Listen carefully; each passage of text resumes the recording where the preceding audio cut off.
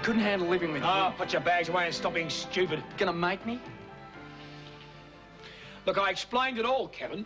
Not good enough. Well, if you leave now, you needn't come back. It's fine by me. I don't want to. Stop it, both of you. Look, Beryl, that's the way he wants it. Let him go. You couldn't stop me. Kevin?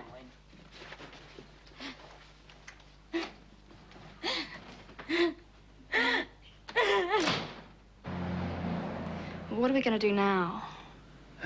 Well, Susie may want to clean up the spare room, so you better leave the unpacking. No, I mean, what are we going to do? I'll go see the headmaster. I'll chuck in school. Then I'll get a job. What? I don't know. Maybe a couple of part-time jobs. Probably make more that way. Hey. It'll be okay. Things will work out. Look, he is a silly little idiot, and he'll wake up to himself in a few days. What if he doesn't? Ah, of course he will. I'm going, Fiona. I hope you get everything sorted out. Oh, don't dig your heels in, my darling. Have a good flight, huh? I'm right. You'll see. I wish I was that sure. You finish your packing and I'll make some tea. Hope Susie doesn't mind us raiding the fridge. Would you quit worrying? We're living here now. I'll have to go and see Dad later. You want me to come? No. It's good in a way, you know. Back home, we were still just like kids. It wasn't like really being married. You know, me looking after you and the baby, working, that sort of thing. Yeah, but your HSC is really important. I can always finish it later at night school. Look, there are lots of people doing all right who never got their HSC. A lot aren't, too. I'm not going to be one of them. Eat. Come on. I dread facing Lynn's dad. Well, could you keep it under wraps until David gets home? If he gets back early. He should have called in sick. Well, I think you've got a worse problem than Victor Hardy on your hands. John and Angela. It'd be nice if we could sit down and talk to them like we did with Susie. Can't see them taking it well, though. You're burying your head in the sand if you expect them never to find out. There's no reason they have to. You've got a very hurt young man on your hands. I should be able to talk him out of doing anything stupid, like calling them. By the time Angela gets back, there's every chance that it'll blown over. Oh, you really think Kevin could keep something like that to himself? I hope so. The only other alternative is telling them. I'm pretty sure what their reaction would be. They'd think the same as Kevin, that David and Patricia used John to keep the affair going. Well, if you explain properly... Who's burying her head in the sand now? John's only just got things sorted out with David, and the same with Angela and her mother. It's not worth the risk. Not now. Okay. But I think you're going to have a bigger problem if they find out from somebody else. Fingers crossed. Mid-flight to Australia, suddenly all 4 engines fail. In the most incredible true story. As long as you're not here to stick up for him. No, I'm not. Okay.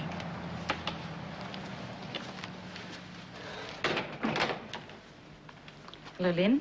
Hi. What have you come for? You can drop that tone with me, young man. I'm not taking sides. Sorry. That's better. I'm here for 2 reasons. 1, I'm worried how you're going to manage, and 2, I'm worried about John and Angela. I don't want you doing anything silly.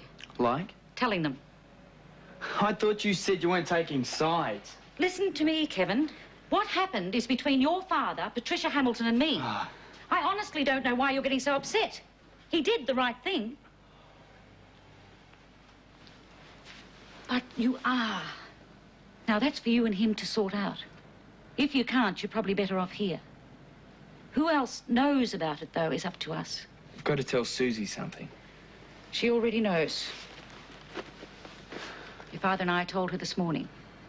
She can understand. I'm sure it'll be fine for you to stay, though. But by the same token, she won't want to hear you bad-mouthing your father. I want you to promise me you won't say anything to John and Angela. Please. I won't call him or anything. But if they came back and he acted like nothing happened... I'd like to think you'll change your mind. But as long as I have your word, you'll keep it to yourself.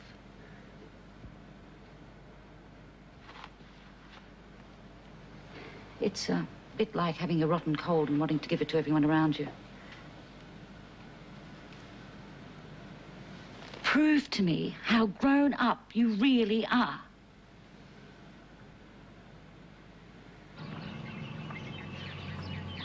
Sounds to me that young Prue's just what you need.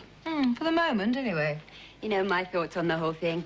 You'd be better off finding yourself another man and letting your children get on with their own lives. I'm not interested in another man. Oh, that was perfectly obvious when that gorgeous Charles Masters showed some interest in you.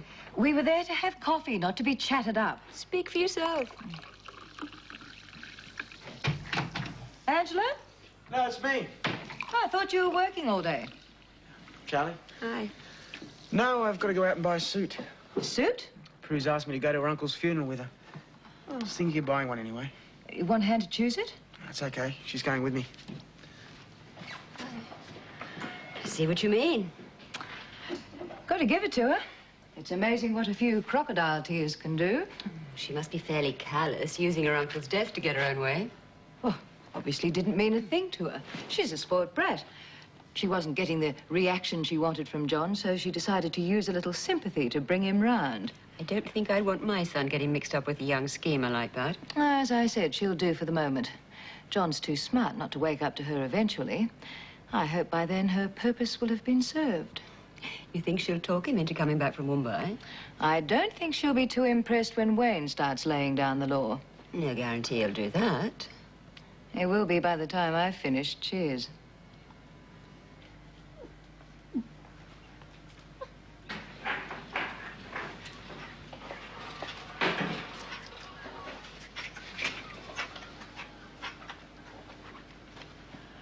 Wish you'd keep an eye on that cat of yours. Keeps coming in when the door's opened. Oh, you don't like being out there, do you? Well, product of a bedsit environment, Rosie. She likes being inside. Oh, you should have said so in the first place. Well, that does it. Better get the lunch things washed up.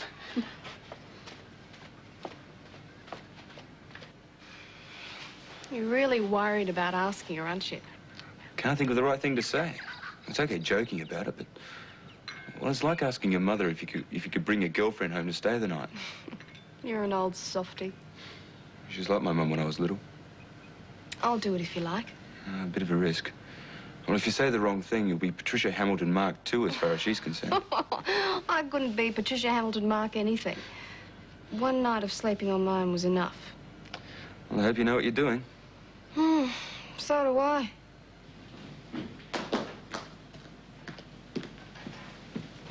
Thought you were out. I just got in. Mother told me about the suit. That a dig? Oh, sorry. Do you want some coffee?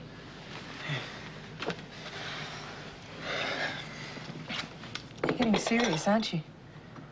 Sort of. Does it worry you? Well, I don't like her. But I don't know if that's because I really don't like her or that I'm just jealous. Honestly, I don't. How did you feel when I told you she's coming out to Mumbai with me? Didn't like it. But I still don't know if that's something to do with her or whether I'd be the same with anyone. But I made Beryl a promise. Oh, I said if the old problem came up, I'd leave you to it. Don't go jumping the gun if you're not sure. Oh, I'm a bit of a lost cause, I think. Doesn't help not doing anything. I just sit around the house thinking of you and her. So I'll spend a few days with Daddy first and then go back to Melbourne. Make this super simple summer chicken and salad. Or a delicious ice cream. There's an article in here about domestic pets on farms. Poor old Planny better watch out. It says cats are prey to numerous predators. Apart from wild dogs, kittens have been known to be eaten by some of the larger species of rats in rat-infested areas. Oh, it doesn't say that. It does. Well, let me see it then. Would I lie to you? Oh, no, never. Give it to me. Maybe. If you ask nicely. Nicely. Please, may I see the magazine? And a kiss.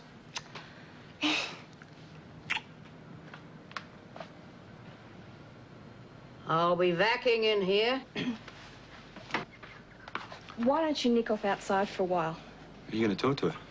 I don't know about the timing. After the floor show. Well, it might help, actually. Well, go on. She'll be back in a minute. Good luck. Want a hand? I'll be fine.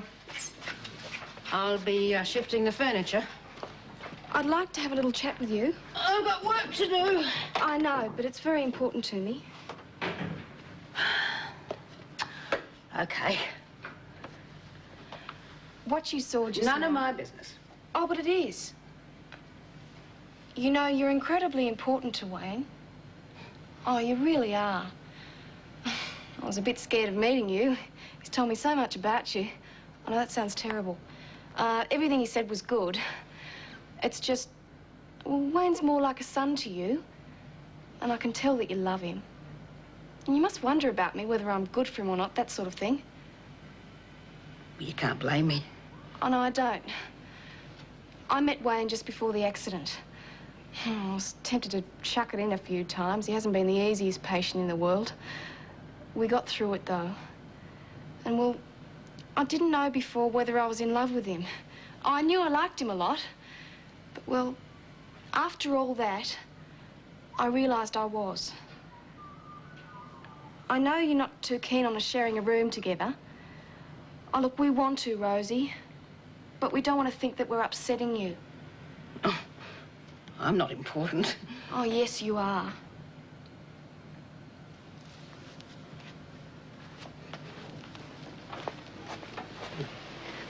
Can't stop you using it. Door's not locked. Need new bed linen. Oh, I can do that. No, it's my job. Oh, up to mischief again. Oh, it's nice, really, isn't she?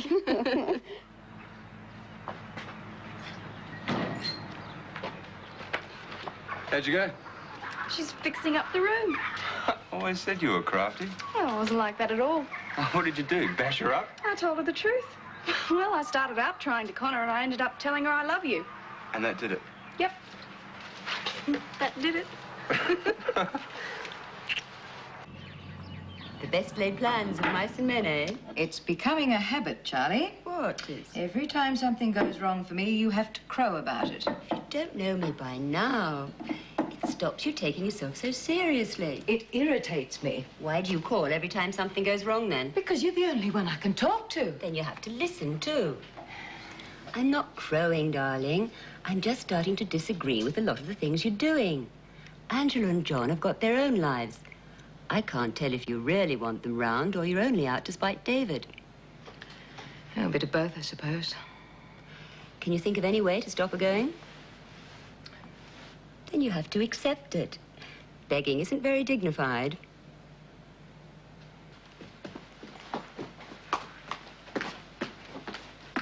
Oh, I'm off now. I'll come back and spend a night with you before I go. Sure I can't change your mind? It's been wonderful having you here. Oh, no. You and Charlie can have a bit of time to yourselves without worrying what the kids are going to think.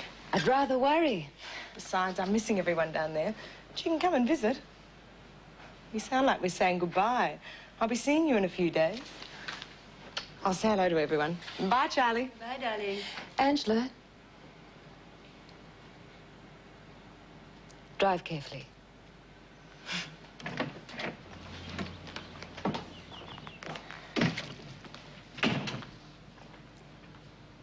That's it, then. Looks like it.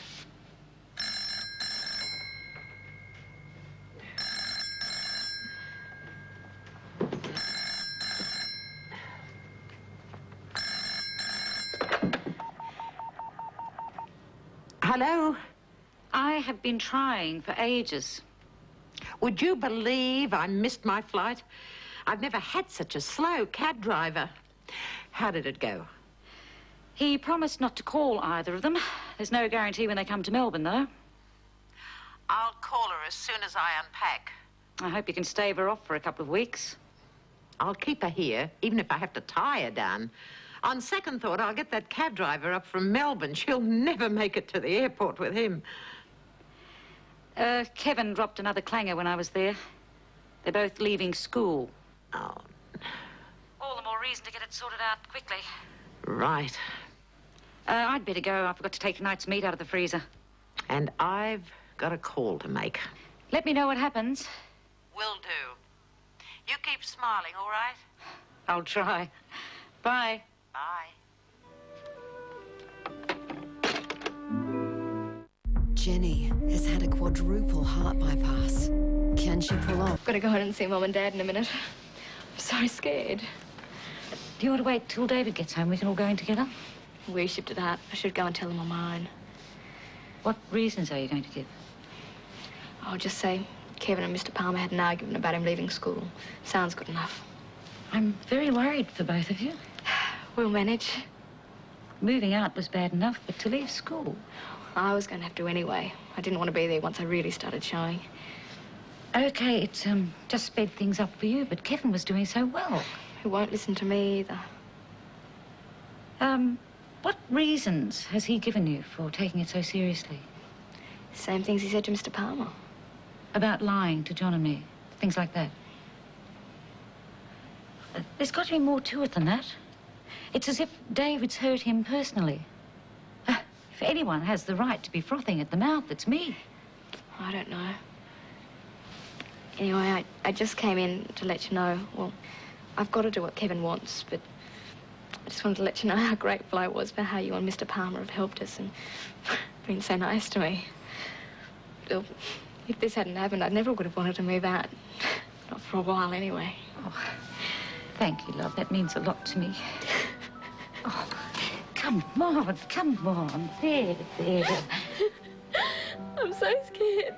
It doesn't matter what Kevin says, we are just kids. But what if he can't get a job? Oh, Nana, don't worry. Things will go back to normal. I don't think so.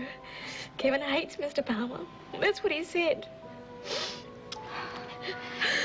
We all say things we don't mean because we're hurt and angry. Just wait and see. Everything will be all right. That's what Kevin said. I didn't believe him either.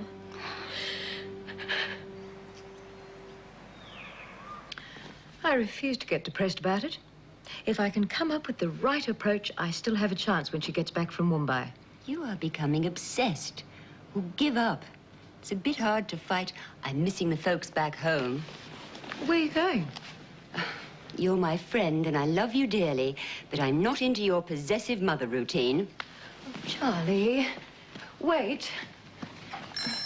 Please. Patricia Hamilton. It's Fiona Thompson here. I'd like to speak to Angela, please. She's not here.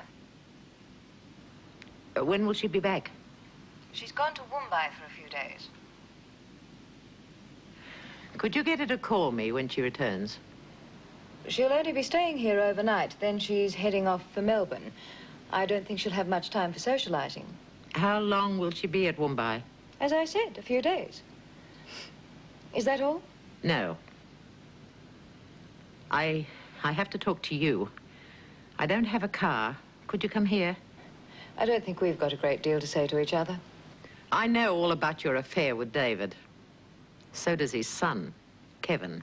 He's taking it badly. If Angela goes back to Melbourne, there's more than a likelihood that he'll blow everything to her. I don't give a damn about you, but I do worry about David. Neither of you will come out on top if they're told. It's in your interests, too.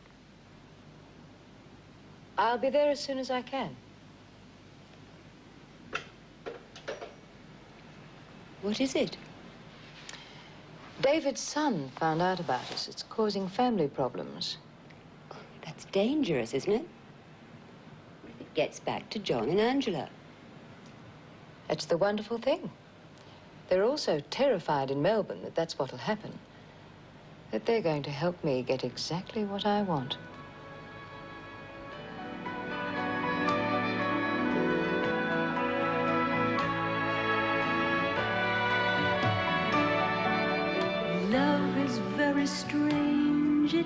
come and go. It can happen. Tonight, television's most anticipated new series begins. In cities around the world, ordinary people will discover extraordinary abilities. Make sure you're watching for the series premiere of Heroes, 8:30 tonight, new on 7 NO7. Next, fun with crumbs.